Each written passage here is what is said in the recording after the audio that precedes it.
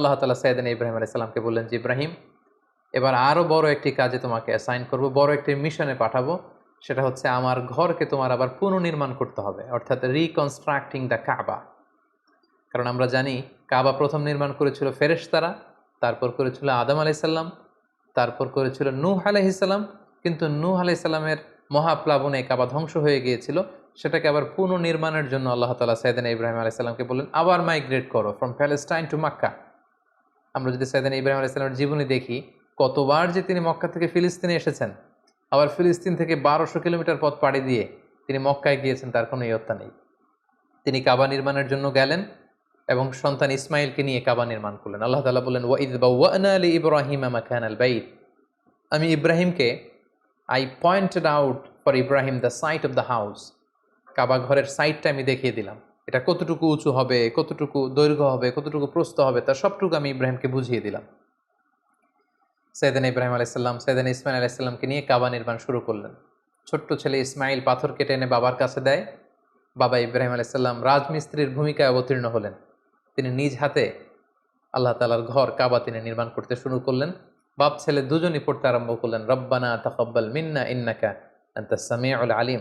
হে আল্লাহ, আপনি আমাদের পক্ষ থেকে এই ইফোর্ট, এই ডেডিকেশনকে, এই কাজকে আপনি কবুল করে নেবেন। এবং আল্লাহ তাআলা বললেন যে, ওয়াইদ জাআলনাল বাইতা মাসাবাতান লিন-নাসি ওয়া আমনা। আমি এই কাবা ঘরকে, ইব্রাহিম ইসমাইলের পদধূলি ধন্য এই কাবা ঘরকে গোটা বিশ্বের মানুষের মিলন কেন্দ্র বানালাম। যেটা আমরা হজ উমরার সময় দেখি, more than 2 million Muslims they gather together in Kaaba. কাবার চারিপাশে প্রায় 20 লক্ষেরও বেশি মানুষ একসাথে হজের সময় তারা সালাত আদায় করে। গোটা বিশ্ব থেকে প্রতিদিন উমরার জন্য মানুষ কিন্তু সেখানে যাচ্ছে। অর্থাৎ মানুষের একটা মিলন কেন্দ্র আল্লাহ তাআলা সেই এলাকাটিকে বানিয়েছিলেন, কিন্তু যেটা একটা সময় ছিল অনুর্বর, জনমানব শূন্য একটি এলাকা। এবং আল্লাহ তাআলা আমাদেরকে আদেশ করলেন, ওয়াত্তাখিযু মিন মাকামি ইব্রাহিমা মুসাল্লা। তোমরা ইব্রাহিমের দাঁড়ানোর জায়গাকে সালাতের জায়গা বানাও। অর্থাৎ যেই পাথরের উপর দাঁড়িয়ে সাইয়েদনা ইব্রাহিম আলাইহিস সালাম কাবাকে রিকনস্ট্রাক্ট করেছেন, আজ পর্যন্ত এই 2500-3000 হাজার বছর পরেও সেই পাথরটি আজও সংরক্ষিত আছে। আপনারা হজ উমরা যারা করেছেন তারা দেখেছেন সেই পাথরটির চারদিকে সেটা সংরক্ষিত আছে। সাইয়েদনা ইব্রাহিম আলাইহিস সালামের ফুটপ্রিন্ট সেখানে আছে, পায়ের ছাপ আছে। এবং সেটাকে সামনে রেখে টু দ্য ডাইরেকশন অফ কাবা সালাত পড়াকে আল্লাহ তাআলা আমাদের জন্য অবধারিত করেছেন, তিনি আমাদেরকে আদেশ করেছেন। এবং সাইয়েদনা ইব্রাহিম এবং ইসমাইলকে বলেছেন, তোমরা কাবা ঘরকে পরিচ্ছন্ন করো, ঝাড়ু দাও। সাইয়েদনা ইব্রাহিম আলাইহিস সালাম সফলতার সাথে কাবা পুনর্নির্মাণের এই মিশনটাও সম্পন্ন করলেন। সম্পন্ন করে তিনি কায়মুন বাকে আল্লাহ তাআলার কাছে একটা দোয়া করেছিলেন, ঐতিহাসিক দোয়া। তিনি বলেছিলেন, রব্বানা ওয়াবআথ ফীহিম রাসূলান। হে আল্লাহ, এই মক্কায় আপনি একজন রসুল পাঠাবেন, ইয়াতলু আলাইহিম আয়াতিক, যে আপনার আয়াত তেলাওয়াত করবে, ওয়া ইউআল্লিমুহুমুল কিতাবা ওয়াল হিকমা, এবং এই এলাকাবাসীদেরকে তিনি আপনার কিতাব শিক্ষা দিবে, সুন্নাহ শিক্ষা দিবে, ওয়া ইউযাক্কিহিম, তাদেরকে পরিচ্ছন্ন করবে, ইন্নাকা আনতাল আজিজুল হাকিম, আপনি মহাপরাক্রমশালী, আপনি প্রজ্ঞাময়। এই বরকতপূর্ণ দোয়ার বদৌলতে বেসিক্যালি আল্লাহ তাআলা আখিরি জামানার পয়গম্বর বিশ্বনবী মুহাম্মদুর রাসূলুল্লাহ সাল্লাল্লাহু আলাইহি সাল্লামকে প্রায় 2500 বছর পরে মক্কায় শেষ নবীর আগমন ঘটে। এবং আল্লাহ রাসূল সাল্লাল্লাহু আলাইহি ওয়াসাল্লাম তিনি বলতেন, আনা দাওয়াতু আবি ইব্রাহিম, আমি হচ্ছে আমার বাবা ইব্রাহিমের দোয়ার ফসল। ওনার দোয়ার বদৌলতেই আল্লাহ তাআলা আমাকে এই পৃথিবীতে শেষ নবী করে পাঠিয়েছেন। একেবারে শেষ পর্যায়ে আল্লাহ তাআলা ইব্রাহিমকে বললেন যে, ইব্রাহিম, তুমি মক্কা ছেড়ে যাওয়ার আগে মক্কাতে একটি ঘোষণা দাও, ঐতিহাসিক ঘোষণা, বিগ অ্যানাউন্সমেন্ট। সেটা কিসের ঘোষণা? সেটা হচ্ছে হজের ঘোষণা।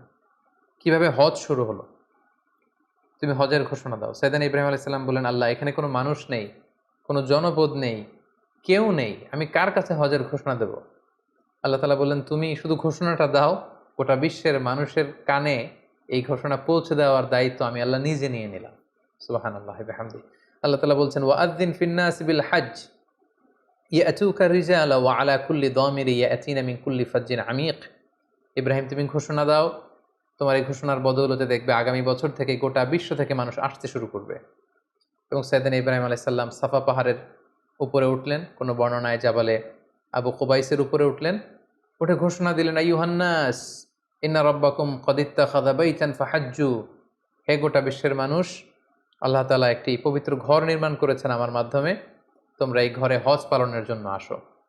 তাফসিরে এসেছে যে এই ঘোষণাটা আল্লাহ তাআলা গোটা বিশ্বের সবার কানে তখন পৌঁছে দিয়েছেন। এমনকি আমরা তখন ছিলাম না এই পৃথিবীতে, আমরা রুহের জগতে ছিলাম, আমাদের কাছে আল্লাহ তাআলা এই আহ্বানটি পৌঁছিয়েছিলেন। এবং রুহের জগতে আমাদের মধ্যে থেকে যারা লাব্বাইক লাব্বাইক বলে এটার আনসার আমরা করার সুযোগ পেয়েছি, তাদেরকে আল্লাহ তাআলা এই পৃথিবীতে কাবা জিয়ারতের এবং হজ পালনের সুযোগ দান করে থাকবেন।